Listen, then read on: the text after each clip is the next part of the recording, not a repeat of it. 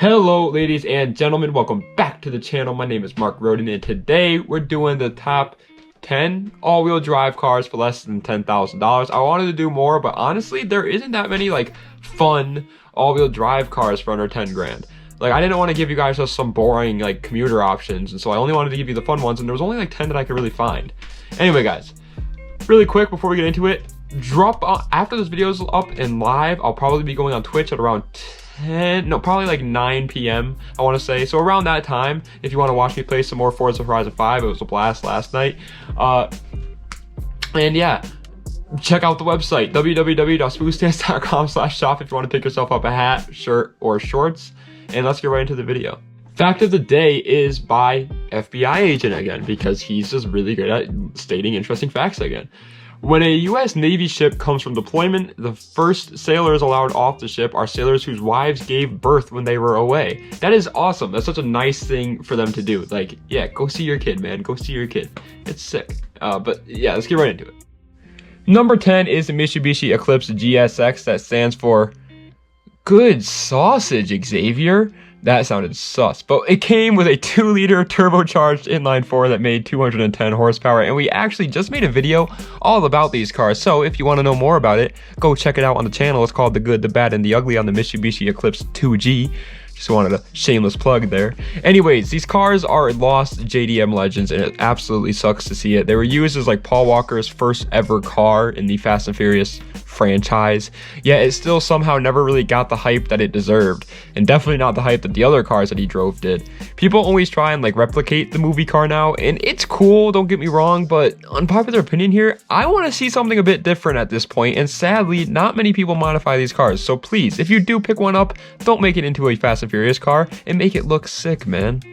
Number 9 is the BMW 328xi F30, and it comes with a 2.8-liter inline-6 that makes 230 horsepower, which is very small, yes, but these were meant to be commuter cars, and they saved like the M3 and the 335i for the guys who want to go fast. So if you're really looking into going fast, I would recommend the 335i or the M3. Now, that's not to say that you can't go fast in one. They're a BMW, and almost any BMW can go fast if you put enough time and money into it. It's just going to be a lot, and I mean a lot, harder than if you were to choose a 335i.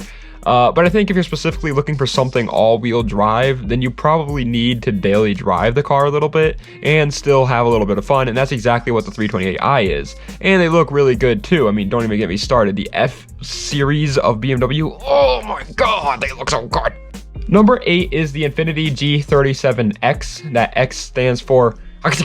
and it comes with a 3.7-liter V6 that makes 330 horsepower, and trust me, I wanted to put this car a little bit higher, but I just think you're going to have a little bit more fun with the other cars on this list, and plus the G37 was meant to be a rear-wheel drive car, so the all-wheel drive system in the car is honestly nothing compared to the powerhouses of this list.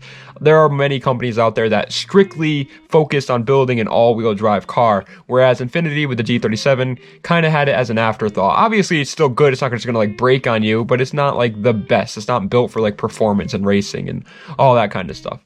The car did look absolutely amazing, and it has some huge aftermarket support. So if you just want to like make a show car out of it, then this is one of the best choices because you can still daily drive it.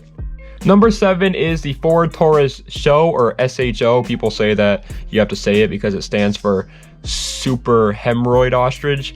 I don't think you have to say the SHO. I'm just going to say SHO. And it comes with a 3.5-liter twin turbocharged V6 that makes a nice 365 horsepower. One of, if not, I think it actually, you know what, I'm just going to say it. I'm just going to go out on a limb and say it because I think it is the highest horsepower number on this list. But you know how I said before that the G37 looks nice and you can make a nice show car out of it?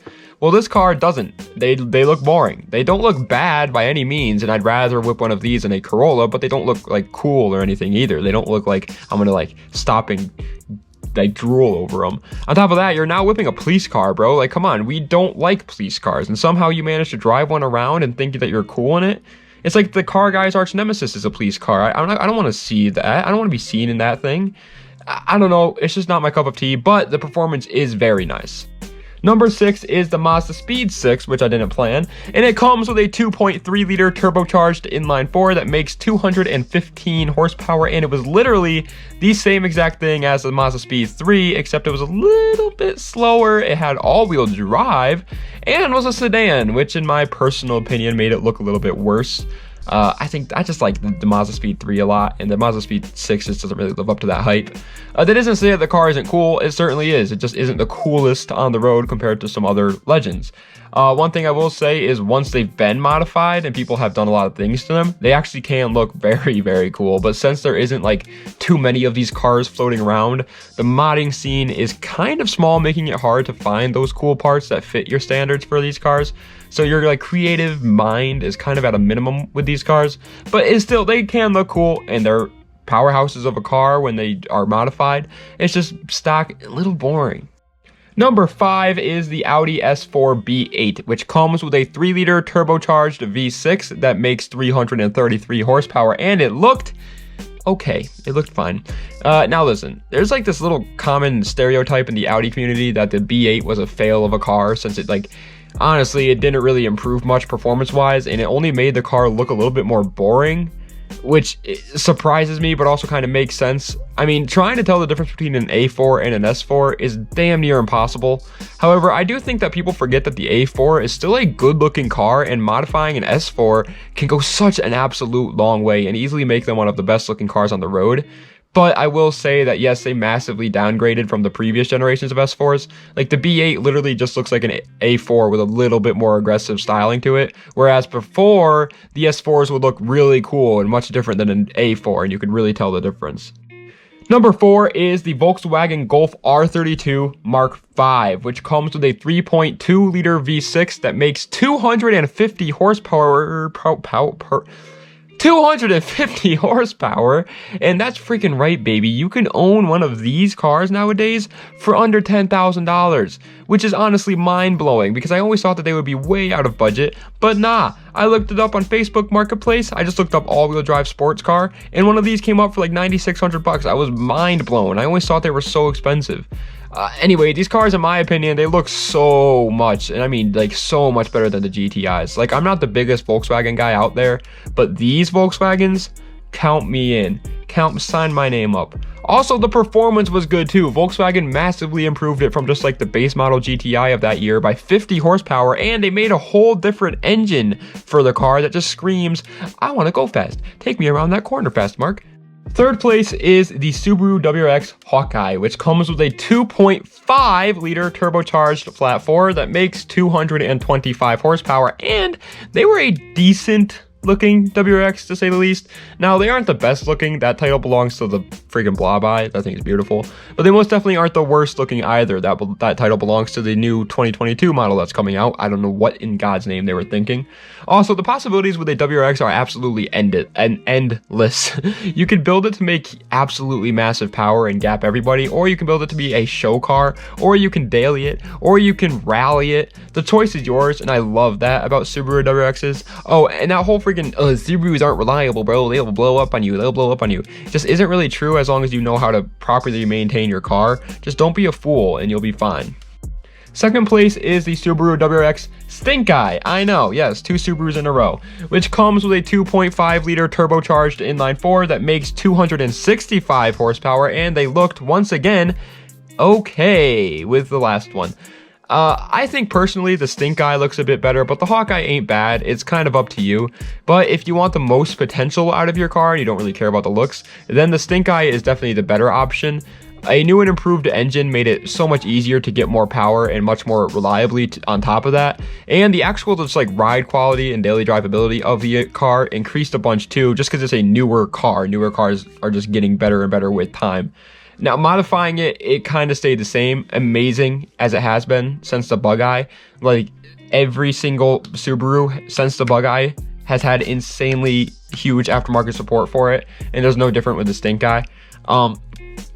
Yeah, it's kind of up to you with the looks between these last two, but personally, I think this one looks a little bit better, and for the actual power and potential of the engine, this one's better. That's the only reason why I put it at number 2.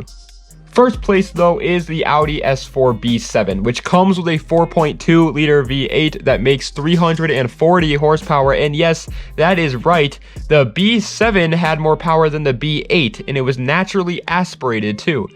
I don't know what Audi was thinking with the B8.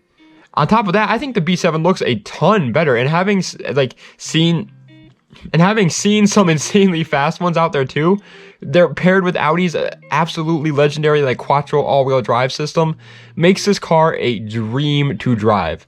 Also, just like the body lines of the car worked so well compared to some other Audis, and I think it's one of the only cars that I can say would look good just stock with some coilovers and wheels on it. Like, for the most part, every build, it gets a little out of hand and you're like coilovers, wheels, and you start doing other things. The S4 B7, just the lines are just so well. They did it so well. They also are pretty unknown, but still managed to have like a huge aftermarket support for it, which is a hard thing to do. So props to Audi owners for like always modifying their cars, because without you guys always modifying your cars, that companies wouldn't be like making parts for like the 10 people who own them. So you guys are honestly the reason why you guys have these parts to buy, is because you're constantly buying parts. And I love that about the S4 community, is that they're always modifying their cars, and the car just looks so good. And it's literally faster than the new generation B8, which makes no sense, Audi. What were you doing? But that is the end of this list. I hope you guys enjoyed, and if you did, don't forget to like, comment another video you want to see, and subscribe to the channel for more. Tomorrow is going to be a drifting video, or just not even really a drifting video, just kind of like a hanging out video. We went on a cruise with my friends. Then after that, we're going to do the top 10 all-wheel drive cars for under 5K, obviously. And then after that, I think we're going to get into body styles, or maybe like track builds, so like drifts or something like that. I don't know. We'll see what we do. I think probably body styles though, so like coupes, sedans, hatchbacks, wagons, trucks, stuff like that. But I hope you guys enjoyed. Check me out on Twitch, my boy. The link is in the bio. If you want to come watch me play some Forza Horizon 5, I'll probably be going live at 9 o'clock, most likely around then, maybe even earlier. I don't know, but come check me out, boy. Thank you guys so much for watching. Das Vidania, and have a nice night.